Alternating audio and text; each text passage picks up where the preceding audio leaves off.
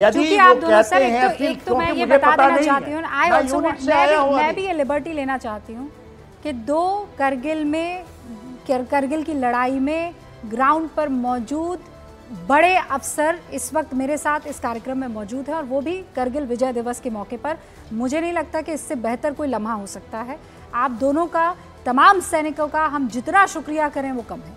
लेकिन जनरल बख्शी, जो जनरल सिन्हा यहाँ पर कह रहे हैं कि देखिए आजकल एआई, और आपने तो बाकायदा इस पर बहुत सारे वीडियोस बनाए जनरल बख्शी, कि टेक्नोलॉजी का इस्तेमाल सेना में किस तरीके से बढ़ रहा है, तो इसकी तुलना अगर अग्निवीर स्कीम से की जाए, हम कहां पाते हैं अपने आप को?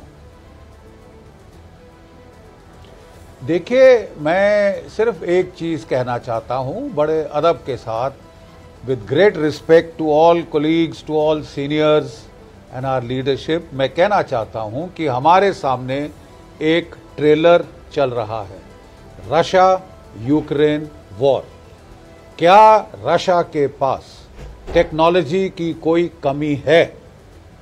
जितने 80,000 टैंक हैं उस देश के पास, उनके पास जो सबसे आधुनिक जेट फाइटर्स वो हैं, वो FAB बॉम्ब्स लगा रहे हैं, ग्लाइड टॉस बॉम्ब्स, वो ड्रोन्स का भरपूर इस्तेमाल कर रहे हैं। लेकिन उनकी ये लड़ाई 3 साल क्यों खिंची है? क्योंकि उन्होंने हमला शुरू किया केवल 1 लाख सैनिकों से, जबकि यूक्रेन की फौज थी 2.5 लाख और मोबिलाइज होके 5.5 लाख हो गई। रूस को लेने के देने पड़ गए। खेरसॉन में हार हुई, खार्किव में हार हुई, और तब मजबूरन लड़ाई के दौरान उन्हें 3 लाख फौज मोबिलाइज करनी पड़ी, रिजर्विस्ट। उसके बाद उन्होंने 5 लाख और नए लड़के रिक्रूट किए हैं। देखिए, मैं कहना चाहता हूं कि टेक्नोलॉजी भी हमको चाहिए, मैन पावर भी चाहिए, क्योंकि आपकी लड़ाई पहाड़ों में है, जहां की हमले की अनुपात, अगर हमला करना है पहाड़ में 1:10 चाहिए, मैदानों में 1:3 चाहिए। सारी लड़ाई पहाड़ों में है, पूरा हिमालय पहाड़ है, पूरा J&K पहाड़ है, आपकी लड़ाई वहां पे है। हमको मैन पावर और टेक्नोलॉजी, ड्रोन्स की जरूरत, रॉकेट्स की जरूरत, मिसाइल्स की जरूरत, सबकी पड़ेगी। हमको अपना डिफेंस का बजट बढ़ाना होगा। मैन पावर काट के हम अपना नुकसान करेंगे। ऑलराइट सर, क्योंकि आपको लड़ाई के दौरान वो फिर बढ़ाने पड़ेंगे। ठीक है सर, ये मेरा बड़ा हम्बल सबमिशन है। ओके सर, आपने समझा दिया। रशिया को लेकर, यूक्रेन को लेकर, शर्मा जी क्या रिव्यू होगा? नहीं, मुझे देखिए, मैं जनरल बख्शी साहब ने अपनी व्यू रखी, मैं बहुत सम्मान करता हूं जनरल बख्शी जी का। के सिन्हा जी ने अपना एक व्यू रखा, उनकी भी बातों का सम्मान है। और देखिए, मैं एक बात और कहूं, ये सरकार ने जो स्कीम में लेकर आए, ये तमाम पहले जो सेना के अंदर में अनुभवी लोग हैं, ये उन लोगों के अनुभव के आधार पर जो उनके सुझाव रहे हैं, उन सबको सम्मिलित करते हुए ये योजना को आगे बढ़ाया गया। ये भी संभव है, बहुत सारी चीजें आगे भी होंगी, लेकिन एकाएक आप देश के अंदर एक ऐसी भ्रांति पैदा कर दें, देश के लोगों के अंदर भ्रम पैदा कर दें, लोगों को इतना भ्रमित करें कि लोग सड़कों पे उतरने लगें, ये क्या किसी राजनीतिक दल को शोभा देता है? और वो लोग अभी बैठ के यहां पर बात कर रहे हैं देश की, राष्ट्र की सुरक्षा की। कारगिल का युद्ध, रूपिका जी, ये एक पार्टी का युद्ध था क्या? ये कारगिल का युद्ध, दो अभी यहां पर हमारे पूर्व सैनिक बैठे हैं जो युद्ध को लड़े हैं, वो क्या कि किसी पार्टी के लिए लड़े थे? वो देश के लिए लड़े थे ना। तो आज इन राजनीतिक दलों का फर्ज नहीं बनता कि कारगिल के युद्ध का जो विजय दिवस है उसको मनाएं? एक शब्द नहीं निकला विपक्ष के लोगों से।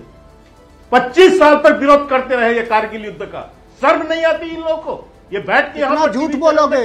किस विपक्ष ने नहीं मनाया? किस विपक्ष ने नहीं बनाया? सेना का राजनीतिकरण नरेंद्र मोदी जी जब आए तब शुरू हुआ। आप आज जो भाषण देते थे कि एक सर के बदले 10 सर लाएंगे, पूरा चाइना बॉर्डर से आज देश की क्या हालात है, गलवान में क्या हुआ, इस देश के प्रधानमंत्री का सच्चाई स्वीकारने में हालत सूख गया और टीवी पर, टेलीविजन पर आकर के अनायासी बेबुनियाद झूठ बोल रहे हो।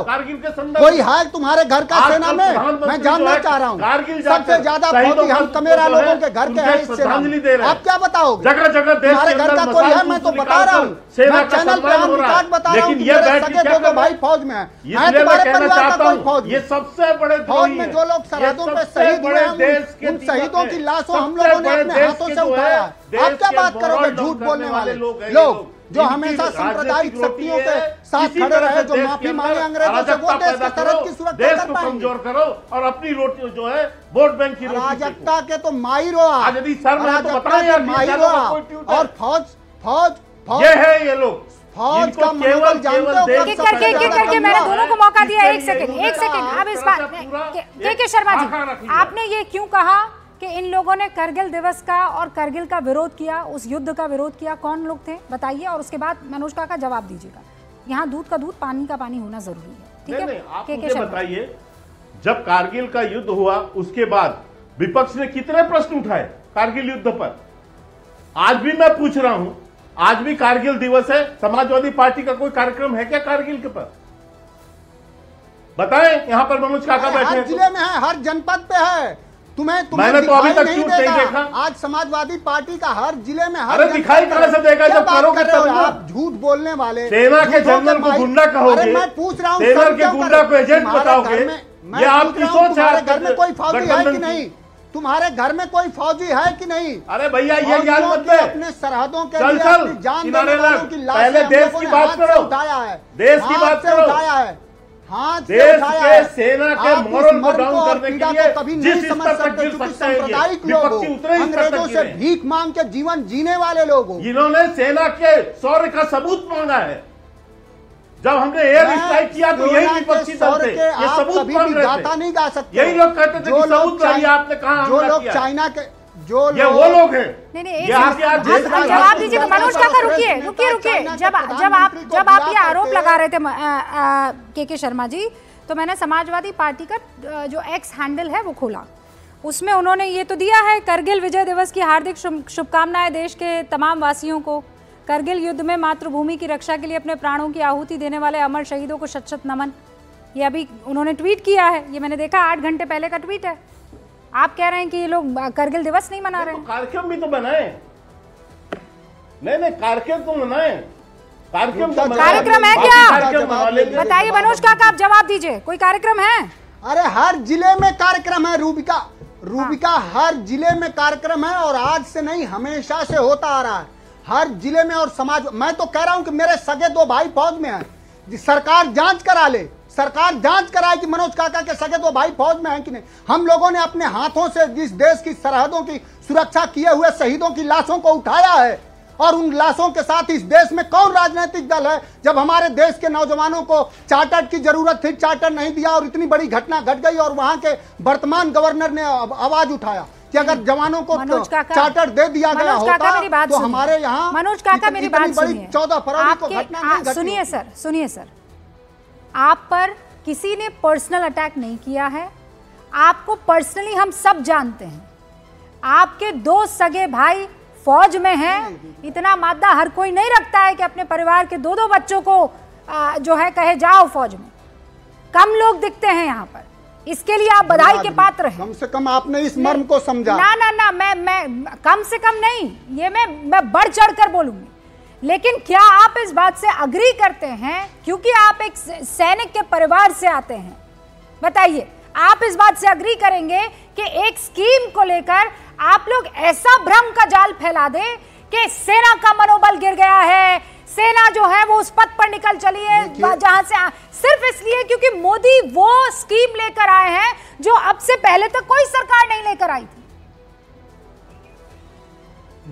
देखिए रूबिका, किसी भी बयान से सेना का, जानते हैं किस बयान से इस देश के सेना का सबसे ज्यादा मनोबल गिरा? इस देश के सेना का मनोबल तब गिरा जब आरएसएस के प्रमुख ने कहा कि 3 दिन हट जाइए, हम सारी सरहदों की सुरक्षा करेंगे। ऐसा है, वो आरएसएस जिसने जब सैनिक जाकर दुश्मन मुल्क को खत्म करने के लिए वहां के आतंकियों को पूरी स्ट्रैटेजी से काम करते हैं, और आपके यहाँ कहा जाता है कौवा मरा क्या, तब मनोबल खत्म होता है। बहुत बहुत शुक्रिया आप सभी का हमारे साथ जुड़ने के लिए। जय हिंद।